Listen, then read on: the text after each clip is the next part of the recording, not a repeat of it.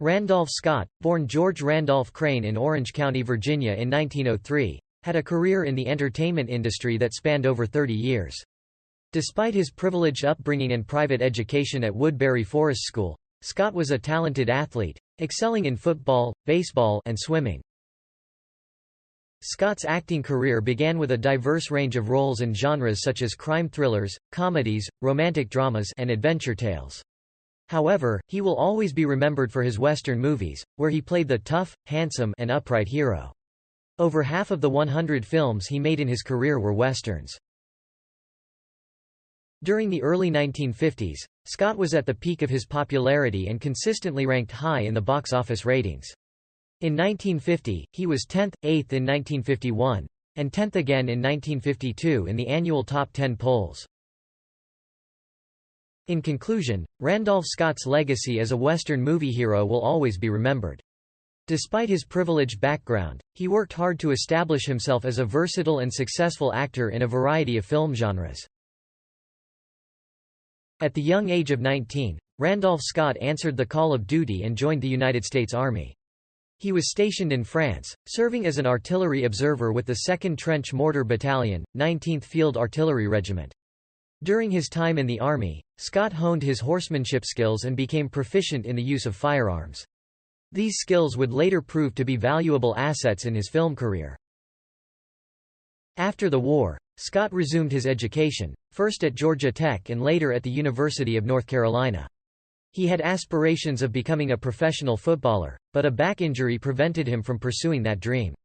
Despite the setback, Scott persevered and graduated with a degree in textile engineering and manufacturing. Scott's introduction to acting came at college, and it was there that he discovered his talent for performing. In 1928, he made his way to Hollywood with an all-important letter of introduction from his father to millionaire filmmaker Howard Hughes.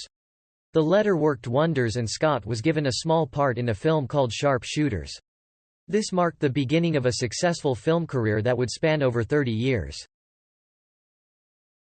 In the early years of his film career, Randolph Scott worked as a bit player in several movies, including Weary River and The Virginian in 1929. He even served as Gary Cooper's dialogue coach on The Virginian. However, with the advent of talkies, Scott sought to improve his acting skills. On the advice of director Cecil B. DeMille, he began performing in stage plays with the Pasadena Playhouse, gaining valuable acting experience. In 1932, Scott's hard work paid off when he caught the attention of Paramount scouts while performing in a play entitled Under a Virginia Moon.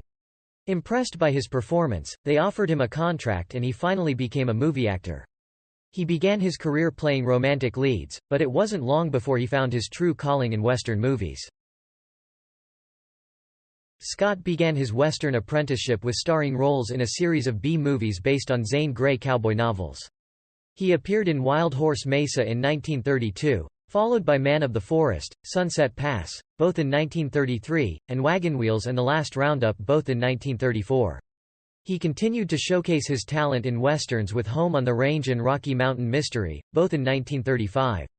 Through these movies, Scott established himself as a talented and versatile actor, paving the way for a long and successful career in the Western genre.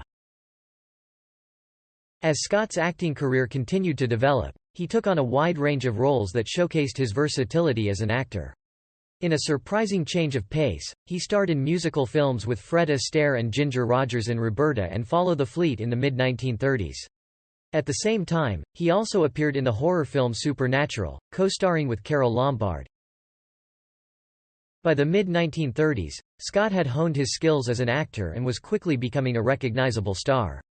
He was offered leading roles in higher-quality films, such as The Last of the Mohicans, which became a big hit and marked a turning point in his career.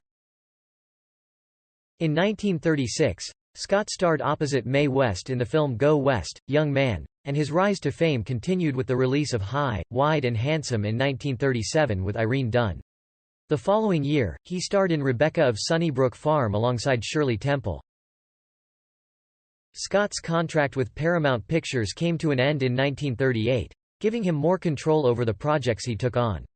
In 1940, he starred alongside his close friend and rumored lover Cary Grant in the comedy My Favorite Wife.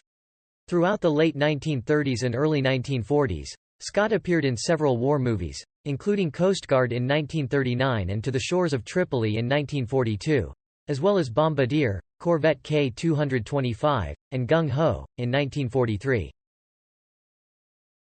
In 1945, Scott tried his hand at swashbuckling with the film Captain Kidd.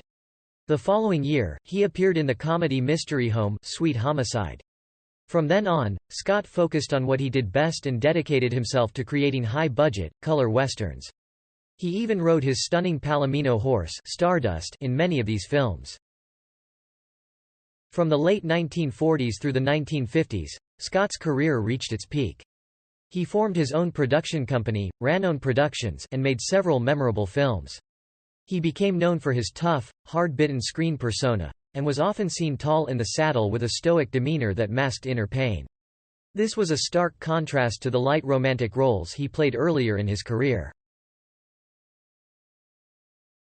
During this time, Scott's filmography included Abilene Town in 1946, Trail Street and Gunfighters in 1947, The Walking Hills in 1949, Colt .45 in 1950, and Fort Worth in 1951. In a series of 7 westerns directed by Bud Boetticher, Scott completed his transformation into a tough lone hero who faced a corrupt world. This series cemented Scott's place in Hollywood history and included 7 Men from Now in 1956, The Tall T in 1957, Ride Lonesome in 1959, and Comanche Station in 1960. Through these films, Scott's character carried a deep hurt, using his wit and courage to triumph over the villains. Randolph Scott's career reached its pinnacle in 1962, when he made his final film appearance in the classic Western Ride the High Country. Directed by Sam Peckinpah and co-starring Joel McCrea, the film proved to be a fitting farewell for Scott, who retired at the height of his popularity. Aside from his successful career, Scott was also financially secure, due to his fame and wise investments. He was religious later in life and a close friend of Reverend Billy Graham. In 1936, Scott married heiress Marion DuPont, but the union was not successful and ended in divorce 3 years later. He had romances with several prominent actresses of the day, including Sally Blaine, Claire Trevor, and Dorothy Lamour. In 1944, he married actress Patricia Stillman and the couple adopted 2 children, Christopher and Sandra. The marriage lasted 43 years, until Scott's death. On March 2, 1987, Scott passed away from heart failure at the age of 84, leaving behind a legacy as a legendary actor. Goodbye, Randolph Scott.